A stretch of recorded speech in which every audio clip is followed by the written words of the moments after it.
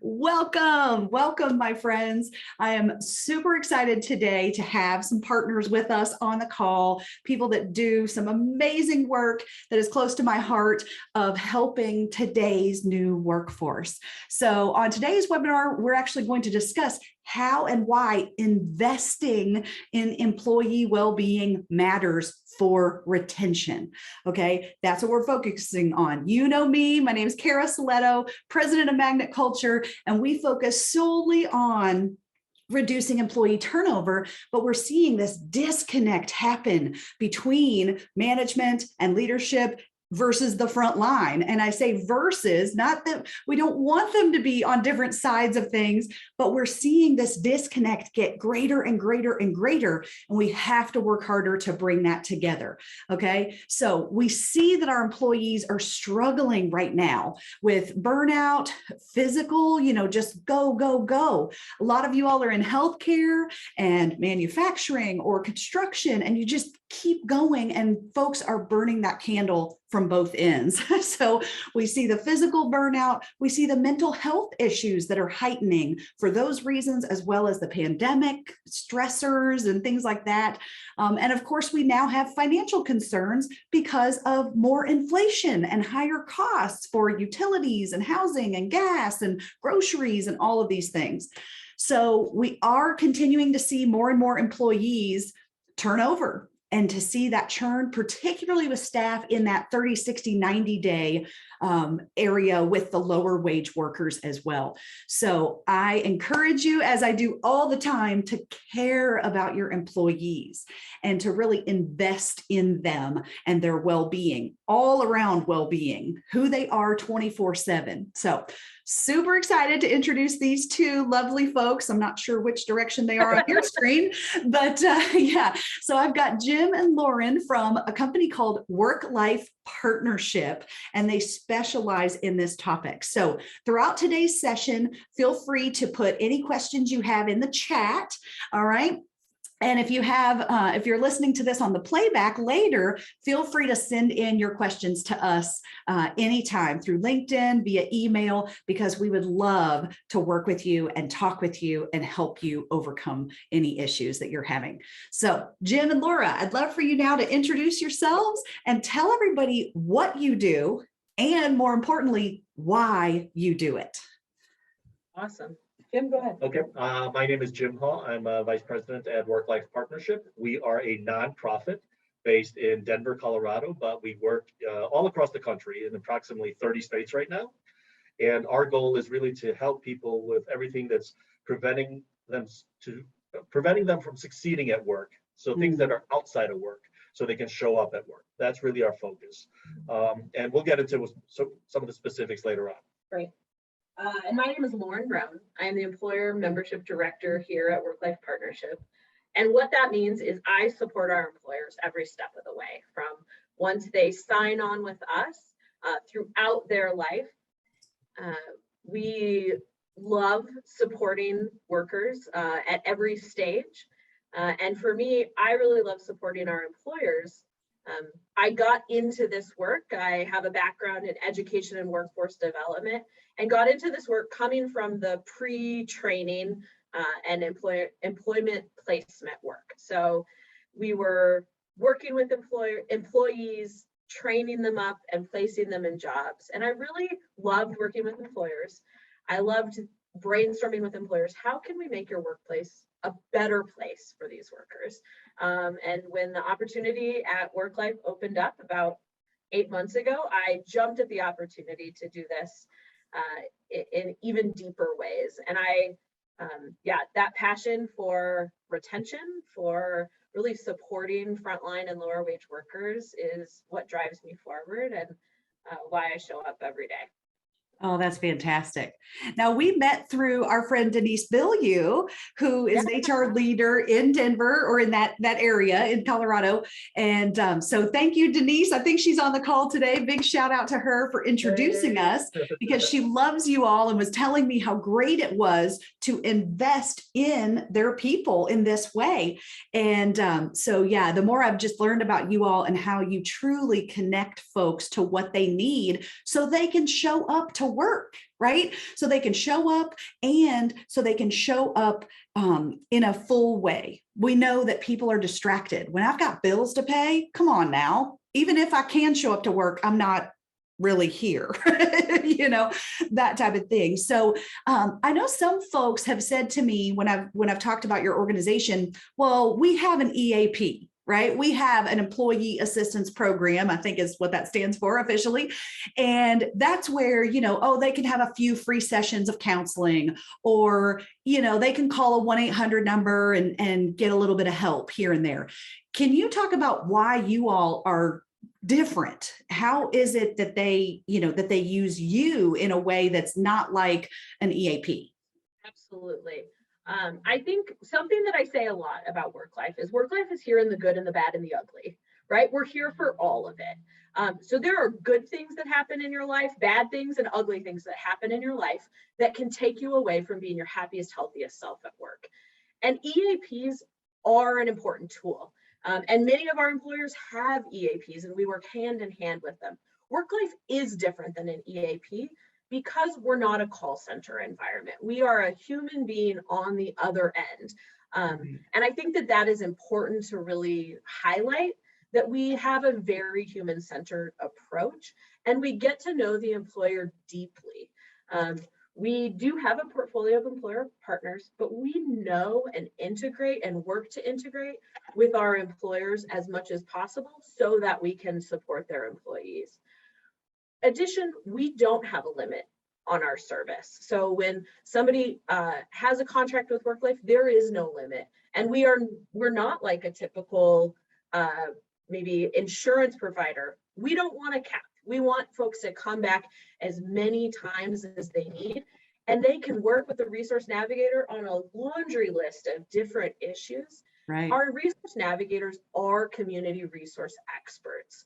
They are, I often call them scrappy, because they are unique, scrappy problem solvers who really want to get into it and look holistically at a person, at an employee, find out what's going on in their life, and really problem solve. Mm-hmm. I think, again, the EAPs are an important tool to support employee mental health, and we will often work with an employee to get connected with their EAP. How do you call? How do you find a provider? How do you sort through that giant list that they sent you about where you're going to go for your counseling service? What happens when you're out of free sessions? Yeah. 3 or 6 free sessions are huge, and they're important and they're necessary, but the issue might not get solved in 3 sessions. What's going to happen next? How do you utilize your insurance benefits? How do you find low-cost community mental health resources?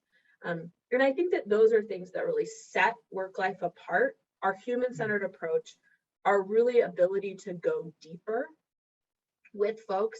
And on average, our navigators are spending between 2 and 3 hours with an employee. And that is much more than when you call an EAP. And again, Sure. We really want to go deep. Yeah. Right. And if I can add, so all our navigators are trained in motivational interviewing techniques, so they get the clients to open up, and they also have trauma-informed care, so they know how to approach somebody who may be in crisis. And we're not always addressing people in crisis. Sometimes we have somebody who says, I'm a first-time home buyer. I have no knowledge of that process. Can you educate me or connect me to resources? And we do that.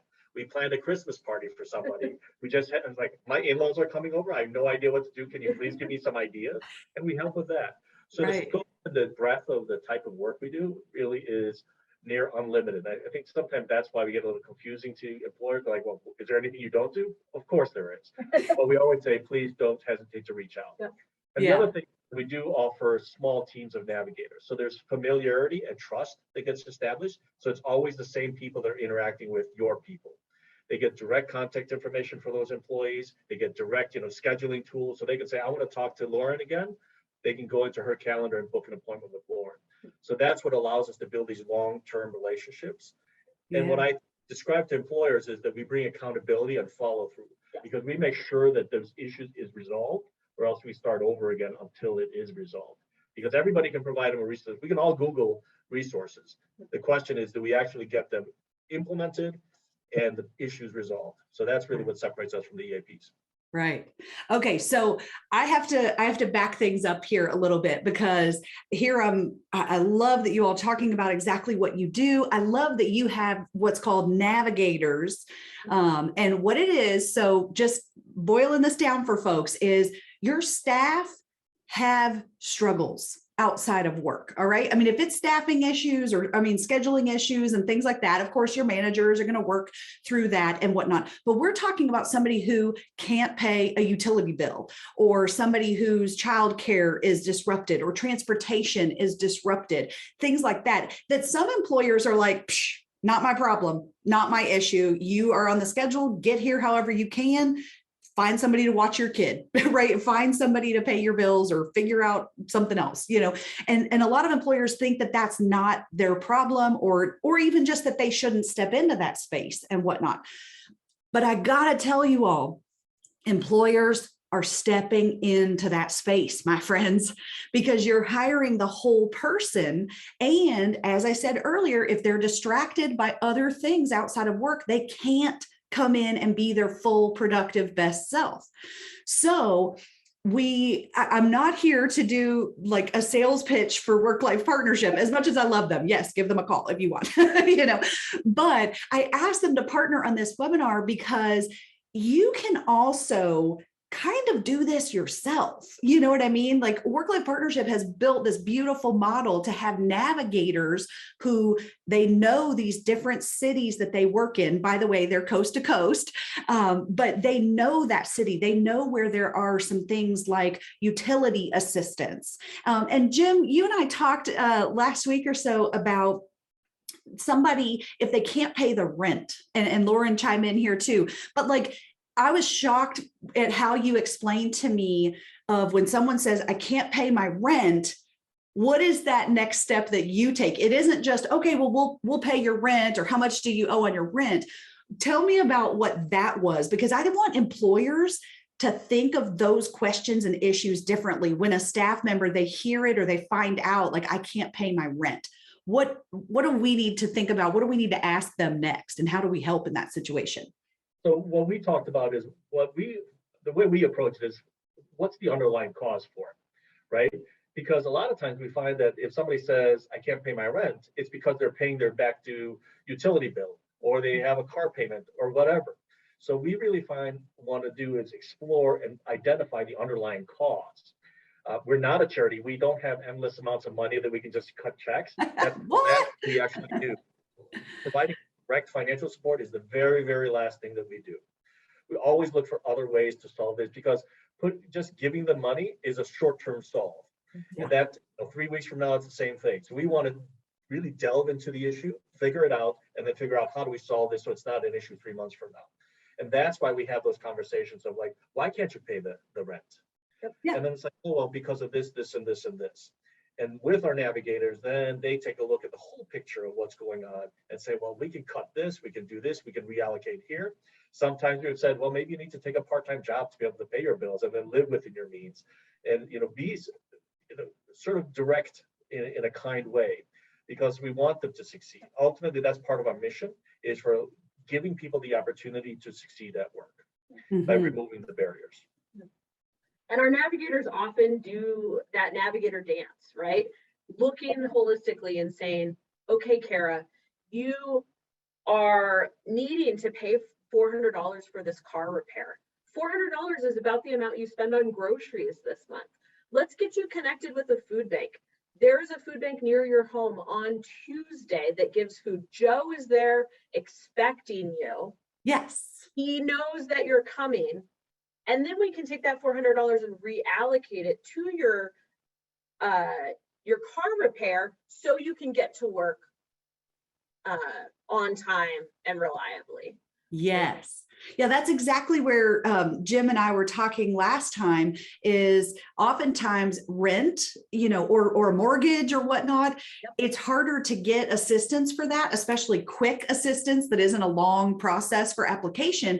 But many utility companies have utility assistance programs. I love your example of the food bank, right? So some people, it's simply the pride of getting past. I've never gone to a food bank, or what do you do at a food bank? Do I have to show my ID? Is it anonymous? How much can I take? What's appropriate? Where is it? Do I take my own shopping cart? Like people don't know those experiences. So just working through that, I love that you said, hey, he knows you're coming on Tuesday and you have an appointment, or you've got a set person that's going to greet you at the door type of thing as well. So any company can have its own navigators, really. If we truly understand our people, we really listen to them, and we understand these things, then we can get them better resources. So when they say, I can't pay my rent, we look more holistically, help with financial classes. I know a lot of organizations that have kind of financial literacy and financial understanding classes that help them learn how to budget and allocate those expenses in different ways. And as Jim also said, live within your means, right?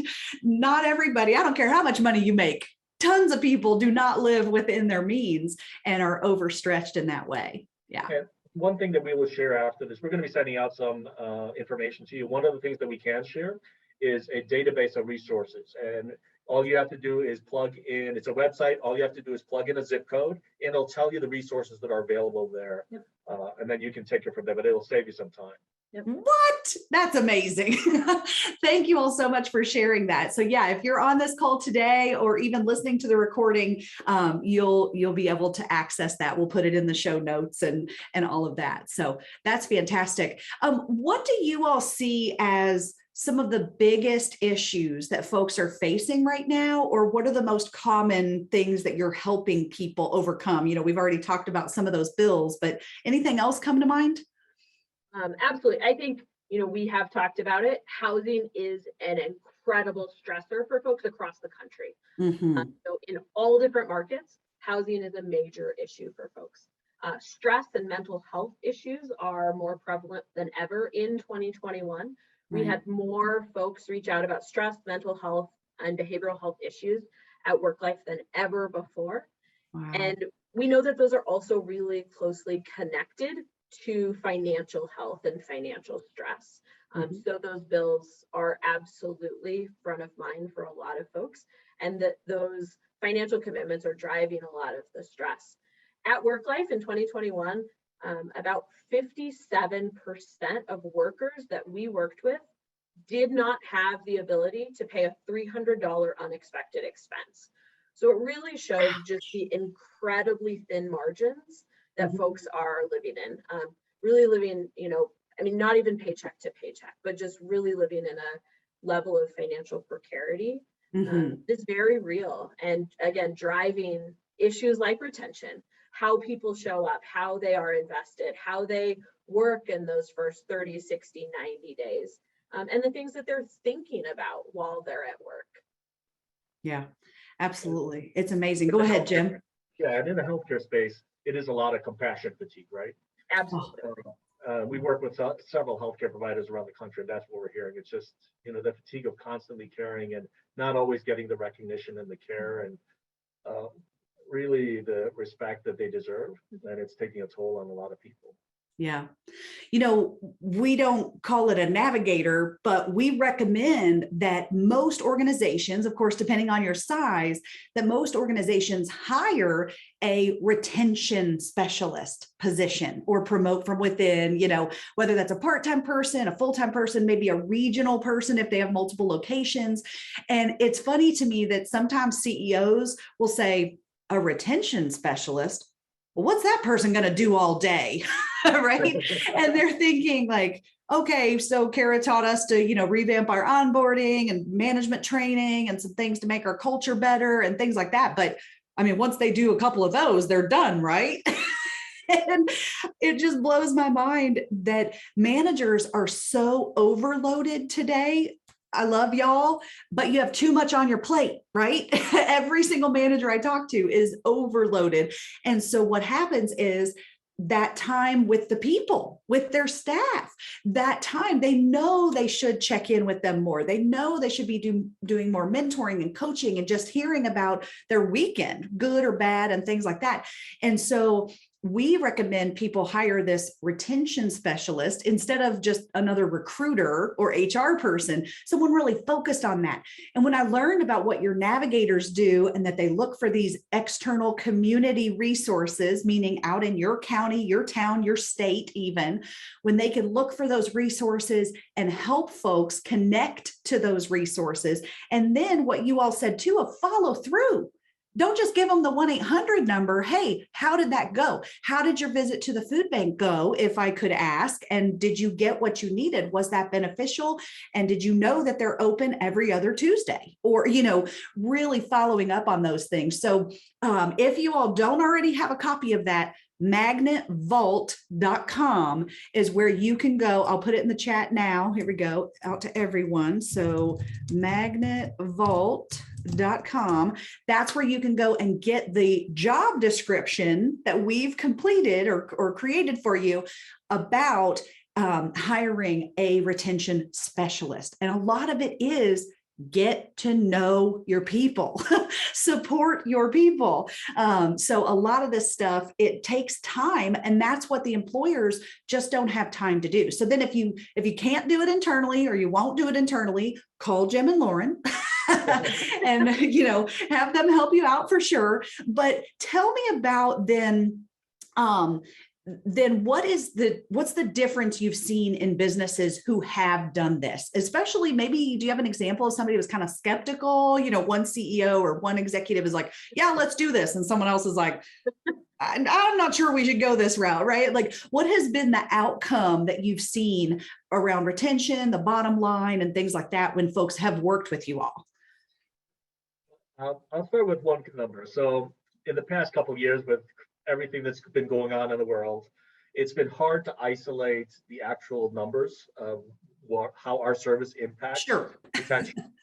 Pre-pandemic and pre-end of the world, for lack of a better term, 90% of the people that work with us were still there a year later. But because of everything, it's almost impossible to isolate. We do ask on exit interviews of how people feel about this type of service.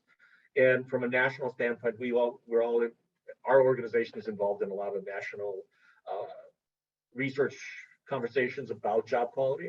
And they all show that there's a direct correlation between job quality and employee experience and having a favorable experience at work and retention. Yep. So there's no question about that. The other thing that's relevant to healthcare is that we hear a lot of people, last thing anybody wants in the healthcare space is to get sued. If the patient or their client, the healthcare client, has a positive experience with their immediate caretakers, no matter what goes wrong, they are unlikely to sue if that was a favorable experience. Yeah, so risk mitigation too. So that becomes part of this as well. And what we really see is that most people just don't have somebody that's willing to listen, a trusted, for some of our retail, hospitality, fast food places, we call them a trusted adult in the room that they can go to and just have that conversation. Yeah. So if they have somebody on staff that they can go to and say, this is why I was 30 minutes late today. This is what's really going on. I was evicted. I slept in my car last night and I was embarrassed to come in. And these are stories that we actually hear every single day. Yes. Then it doesn't become public knowledge. They don't have to deal with the shame of it, but they have a safe place they can go and talk about what's going on and then figure out, okay, as a partnership, how do we get resolution? And that's really what we do, is figure out, take a massive amount of information, distill it down to manageable choices, and then in partnership with the client, figure out what's the best path forward. Right. Absolutely. So something that I've learned as I have worked on this effort to bridge that disconnect, right? We want to make sure that the managers, think about this, the higher up in a company you become, right? And the higher you go, the farther away you are from the front line, or at least the entry level or potentially lowest wage workers on your team.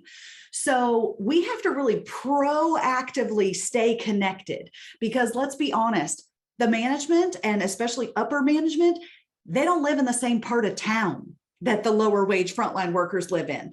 They do not send their kids to the same schools that the lower wage workers send their kids to school, right? They don't have the same issues. Sometimes there are food deserts. I know within the Louisville area where I live, there are pockets of town that don't have a grocery store in that zip code where you can get fresh, healthy food without driving a car somewhere, right? Maybe that area doesn't have as many people with vehicles and things.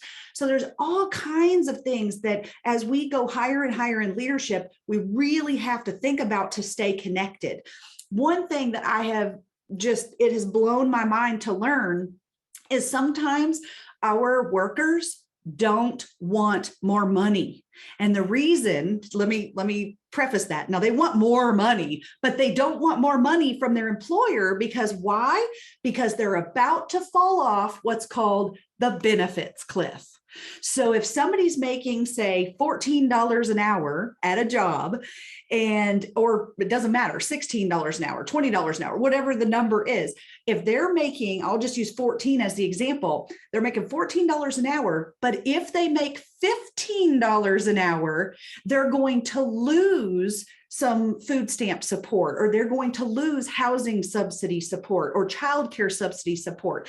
And so I have talked to friends personally who said, I have to make, say, $8,000 more a year to make up for what I would lose in support if I make even $1 more an hour. I will actually be worse off because of the way our benefits are created and allocated here in the US. So Jim and Lauren, what are your experiences hearing about that, seeing that? How do you help? How would you encourage employers to help and support people in that situation? Because of course we want people to get out of poverty. We want them to have enough to pay their bills, and we don't want to hurt anyone by trying to give them 50 cents more an hour that they don't want right now. Absolutely. I actually just last week was in Detroit, Michigan, and I had this conversation with a worker. She was sharing with me about how much she loved her job, how much she felt supported at work. And I asked her, I said, have you thought about going for a management position? And she was like, nope, I can't. She's like, I need my benefits. And she said, I can't make more. Right. So I think one step I think Jim and I know is, as professionals who are not on public benefits, we need to educate ourselves about the benefit cliff. Yes. We need to know what it is, how it impacts workers, and really, I think, have a empathy experience where we learn about it and know what it is, and know how it is affecting folks. And then I think working together with your HR team to say, do we know who in our company is on public benefits? Do we know how our choices about health insurance are impacting them? And really crafting a program that cares for those workers. They're getting great benefits and they want to keep those benefits. What can we do to make sure that the holistic package, our total rewards package, really has those workers in mind as well? That it's not as simple as let's raise their wages 50 cents and derail all of these great benefits that they receive. Yeah, and if I can add, most workers don't want to tell you that they're on some type of benefit package. True. So, most employers, from what I hear a lot of times, that are not the ones that are not familiar with the benefits cliff, they're like, oh, they just don't want to work overtime. They don't want to do this. But in reality, just have that empathetic conversation saying, why don't you want to work the overtime? Is there a specific reason? And maybe they will disclose, obviously that's up to them, that I will lose benefits because of this. We had, just to show you how delicate this balance is, we had an employee that got a 10-cent per hour raise. Works a normal 40-hour week, so $4 a week cost him $2,600 in benefits. Yeah. Yeah. So obviously he didn't want that 10-cent raise. Right. And for him to justify, he needed a significant promotion to be able to justify doing any advancement. Yes, absolutely. So a few things come to mind. One thing is, yes, employers, you need to understand the benefits that are there in your state, in your county for your workers. Now, I have heard some pushback where people say, well, I mean, it depends on how many kids they have, and it depends on which zip code they're in, and I can't stay on top of all of that.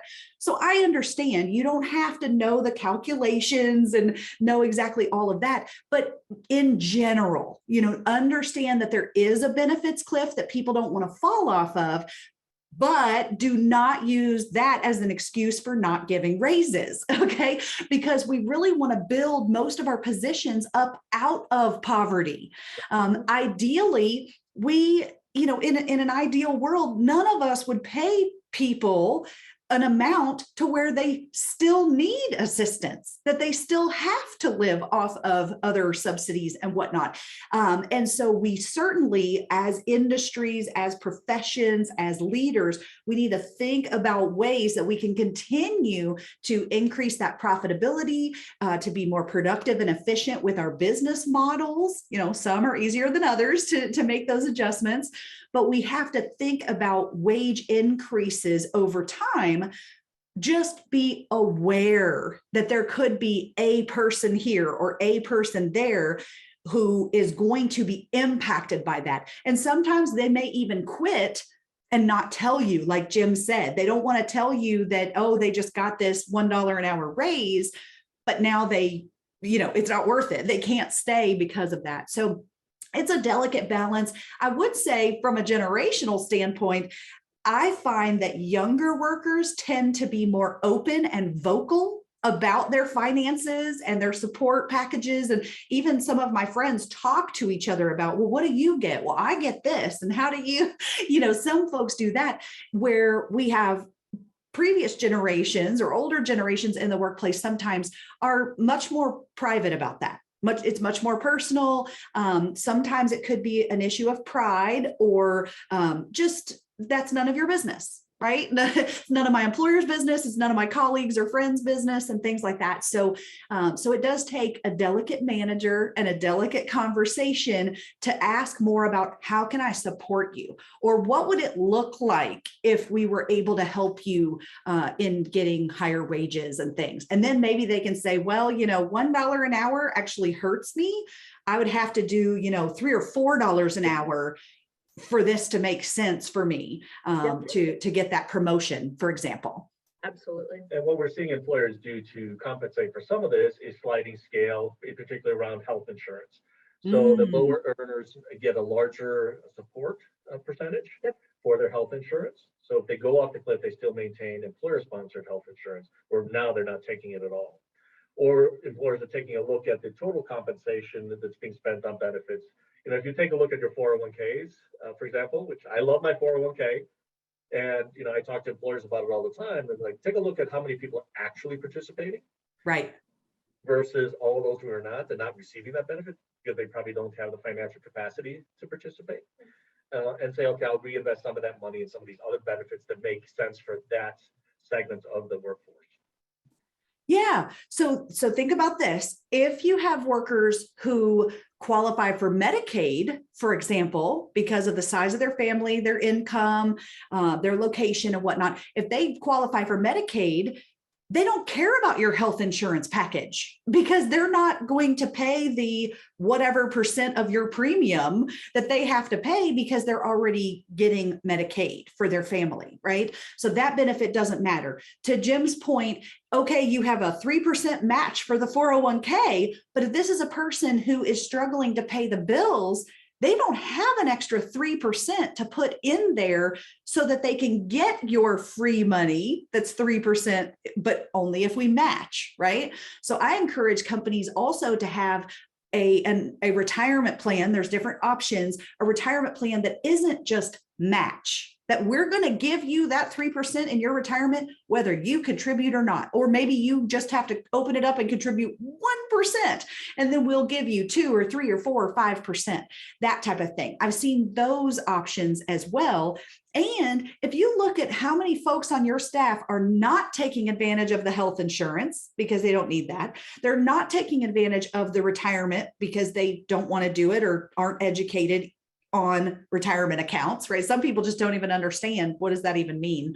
And they don't yet know about compounding interest.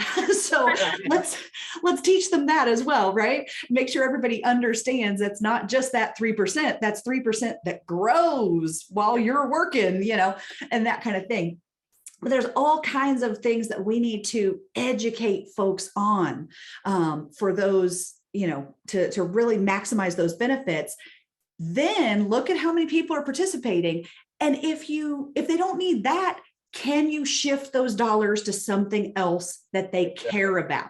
Can you put that into their wages, if that makes sense, if they don't need the other benefits? Or can you put it into benefits that matter to them?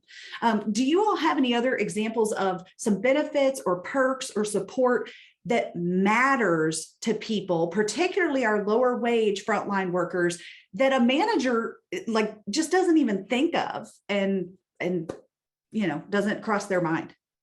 Absolutely. I think, you mentioned 401k, right?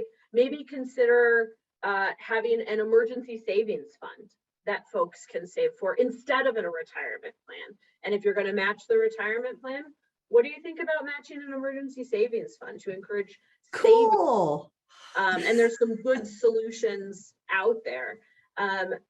We also here in Colorado, we have a loan program, a small dollar loan program. At one of our healthcare employers, the healthcare institution makes it an interest-free loan. So folks are not accessing a payday loan, right? We know that the payday loans just kill you with interest, but you can get a loan with WorkLife, and the employer subsidizes the interest. WorkLife does that payroll deduction together with the employer, so folks can get up to $1,000 interest-free and pay it back over the course of the year. That's a great retention tool, right? Things like that. Thinking about, again, the benefits that matter. And I would say, we're all over surveyed. Just in general, we're all over surveyed. Yeah. But again, how is the HR team having those conversations, knowing what's going on, knowing what benefits folks are using, and looking towards what benefits are folks accessing, what are they not accessing, and who's accessing those benefits? Because again, across the board, we see that the benefits are being accessed by the higher wage workers. Mm-hmm. And we have other employers are providing a set dollar amount. And again, it might be enhanced for the lower and moderate income levels. So they might get more, and they are allowed to spend it on a variety of things. So childcare is popping up a lot because childcare expenses are significant. And while they might be getting 90% of the cost covered, the higher earners may be getting 25% or 50%. So we're seeing a shift where they're sort of ensuring that the low to moderate income level employee also can survive and succeed within their workforce by getting that little extra support. Yeah, absolutely. I learned from a group that I was training once, a gentleman piped up at this point about, we were talking, how can we support people and what kind of perks and incentives can you offer? And he said, I figured out that my staff, no one was getting oil changes. Because if you think about it, preventative maintenance is a cost and a luxury that some people don't have that money left over after they pay all their bills and everything else. And of course, we know that your car will break down over time if you don't get oil changes and regular checkups. But if you just don't have the $40 at the end of that pay period for an oil change, sorry, I need groceries more than I need an oil change. So anyway, he talked to an oil change, this owner talked to an oil change place down the street and said, hey, if I bring you about 50 oil changes every 3 months, can I have them for half price? And so that was him being the navigator, right? He was Yep. like, I'm going to Absolutely. come up with this deal, this special thing. And so he went and got half price oil changes, which he could have just offered his staff, hey, here's coupons for half price oil changes, or tell them you work at our company, right? So that's one step, is just to find some resources and discounts for your staff. But he actually took it to the next level and said, you know what? Instead of the $40 benefit, this is now $20 to me. And I think we should just pay for it. So for $20 per employee, and of course, not everybody even took advantage of it, but for $20 every quarter per employee, we can offer free oil changes to our folks. And he used it as an incentive. You know, if you've read my book, Staying Power, or you've seen us speak, you know about the carrots. It's not about a 12-month carrot on a stick. It's little baby carrots that you have to put along that. So he said after people have been with him 90 days, the free oil changes kick in, and then they get that perk every quarter. And he said not only did the employees love it, but their call-offs reduced because people didn't have as many car problems. People were taking care of the fluids and the tires and things like that as they went in for their oil changes as well. When it was like, oh, I know I need to get new tires. I know I need to do that, you know. And so it was a win, win, win, win, win, win, win for everybody. I mean, the oil change place loved it. The employer loved it. Employees loved it. And so that's something that, you know, once you make a certain amount of money and your oil changes are just in your budget and rotation and you think that's normal, that was so eye-opening for me. That was a wake-up call for me when he said, my lower wage frontline staff does not get oil changes. And I was like, I never thought of that. You know? Awesome. Yeah. So it's just really putting yourself in their shoes, thinking about what those costs are. Now, not everybody values an oil change, right? It was like, well, I'd rather have that $20. I'm sure somebody said that. I'm sure somebody complained and said, oh, oil changes. I don't want an oil change. I want cash, or I want a gift card or something like that, right? Can't please everybody, but it was definitely a win overall, and just a step in the right direction of knowing your people, you know? So anyway, good times. Bring up a very important point of knowing your people. So we Yep. had a healthcare provider, and they're going to remain nameless for this example. Large organization, and their food service and environmental services was having huge retention and tardiness issues, Mhm. and nobody was able to identify what the issue was. Well, our navigator that was on site started hearing about that people were being penalized for having dirty uniforms. They were issued one uniform, and if you showed up in a dirty uniform, it was the same as if you showed up and missed half a day of work. What? Yes, so that's why they're remaining nameless. And nobody was telling that this was an issue. It turns out most of them couldn't afford to wash their uniforms every day. So they said, Yes. well, I'm getting hit with that penalty anyways. I'm going to show up late because it's the same impact. So the navigator went to HR and said, well, here's what we're hearing, that they just need clean uniforms. And the organization immediately issued 3 more uniforms to everybody across the board. Yes. And retention went through the roof. Nobody was late for work anymore. But sometimes it's those little things that people don't think about, little financial things that sometimes Right. make employees want to come to work. You know, lately we've seen a lot of companies pay for Spotify because they want their employees to get, you know, it doesn't cost them a lot of money, but it's a little perk. That's something you care. You can listen to your personal music when you're not at work, and it doesn't cost you anything. Mhm. Or Calm, because there's so much you know, mental stress going on, that the employer pays for Calm, which is just a couple bucks a month when you get a corporate account, and their employees can go and relax a little bit, or on the commute they can just listen to something that'll take the edge off. And these are little things that employers are doing and seeing positive outcomes from. Yeah, that I've heard great things about that app.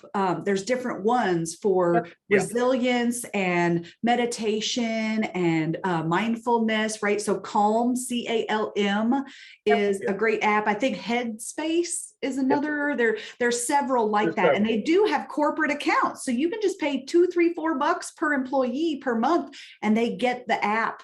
That also, a lot of them have sleep support Yep. in the app, where it talks you to sleep or it plays certain playlists and things like that. And we all know we could all use more sleep, right? So yes, absolutely. Oh my goodness. Well, such great tips and tricks, and really, just put yourself in their shoes and think about your team, and where they're living, and what's keeping them up at night. That's very different than maybe what keeps us up at night. And, you just totally woke me up that I just realized a lot of apartments don't have washer and dryers. And so that's why laundromats still exist, because people do have to take their laundry there. And if you are only issuing 1 or even 2 uniforms to folks, they don't go to the laundromat every day or 2 or 3. They go for a full day, once every 5 to 10 days, and do a bunch of loads at the same time. So know your people, my friends. Okay. So awesome. Oh my gosh. So this has been so great. Here is a cool thing that WorkLife Partnership has put together for you and is offering you. So can you all tell us a little bit about, some guides, special guides that you have that we're going to send out to all of our folks who are here today? Absolutely. So for our employers that we work with, we have several different guides. We have a childcare guide of how to help employees problem solve childcare. Yay! We have a therapist guide. How do you pick a therapist, right? How do you sort through that big list of folks accepting new patients? Yeah. We have how to find housing. And that really breaks down how to do a housing search.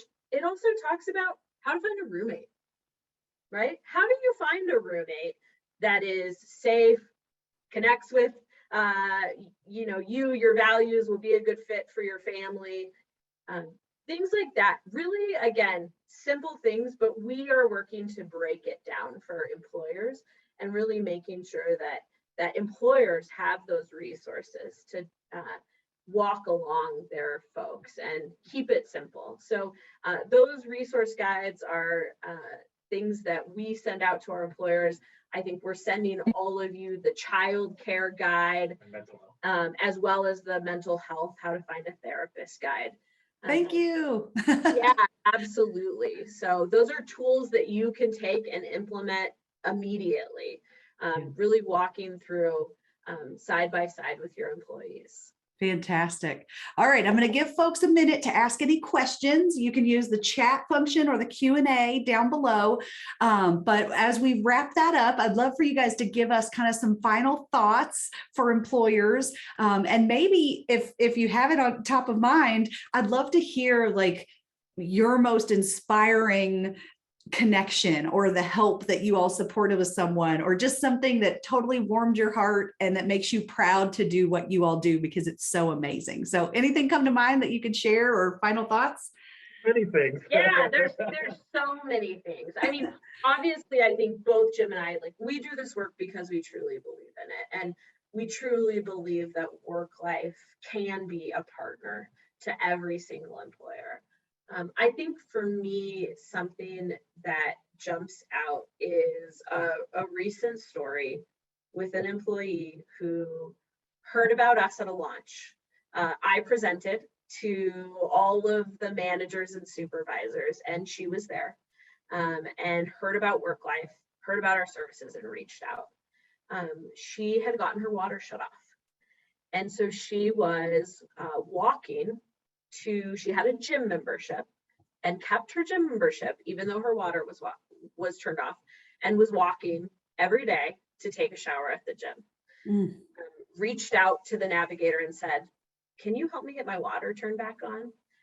And together, they went step by step through that. I think there are so many stories like that of folks who are incredibly resilient, much more resilient than I will ever be, where they will hustle to do their best at work, to do their best in their life. And unfortunately, their dominoes have fallen, right?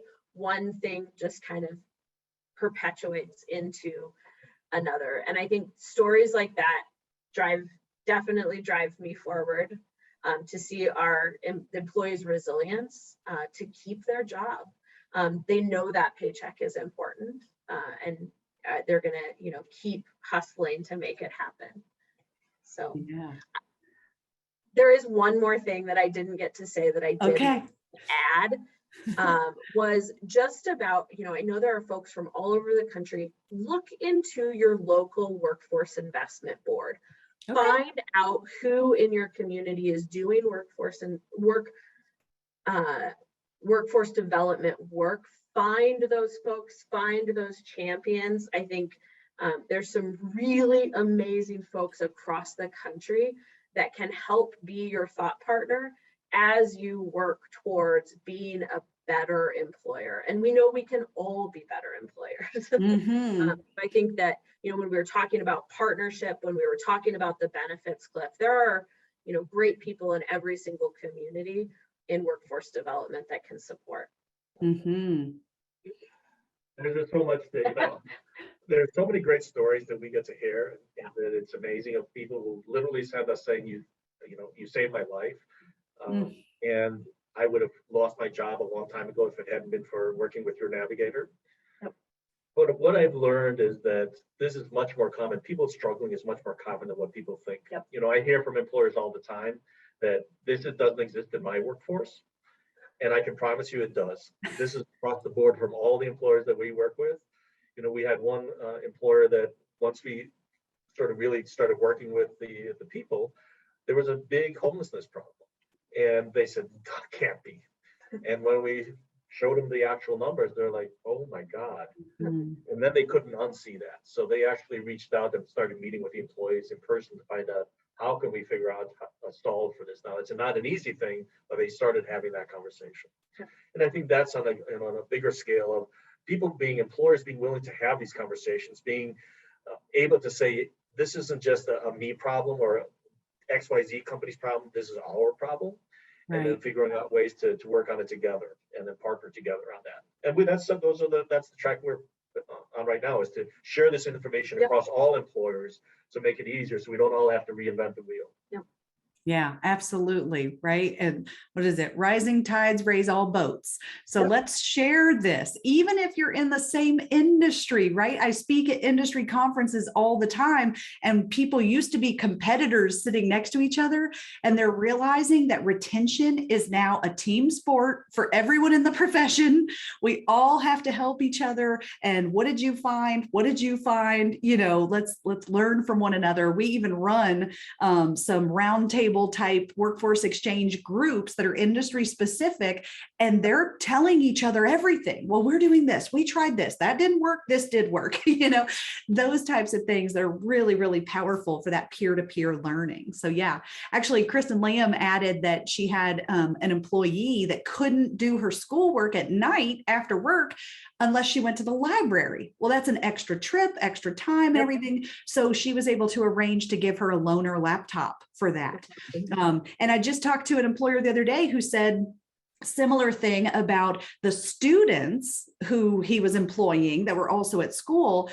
They had to go to the library, but he had a couple laptops that were extra and he couldn't send them home with them, but he let them just work in an extra little conference room he had, and they could stay after work and use those laptops to do their homework. And that was a huge time savings for them without the commute to the library and things like that. And some folks don't have Wi-Fi at home, or they don't have an internet or tablet, or they don't have a laptop or tablet at home, things like that. So listen and find the gaps, my friend. Find the gaps. And it could be teeny tiny. It could be a huge chasm that people cannot overcome.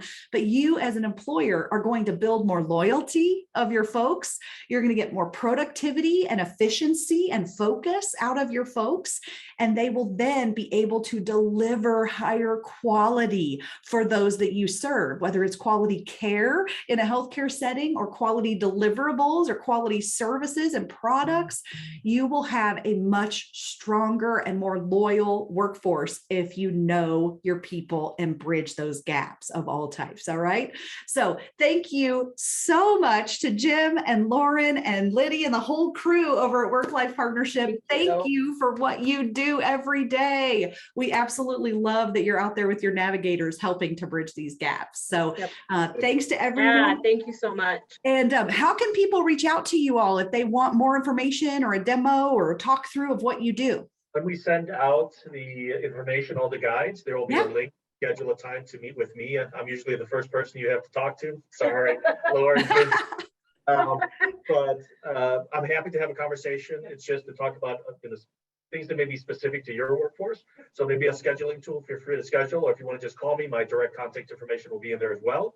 And then we'll go from there.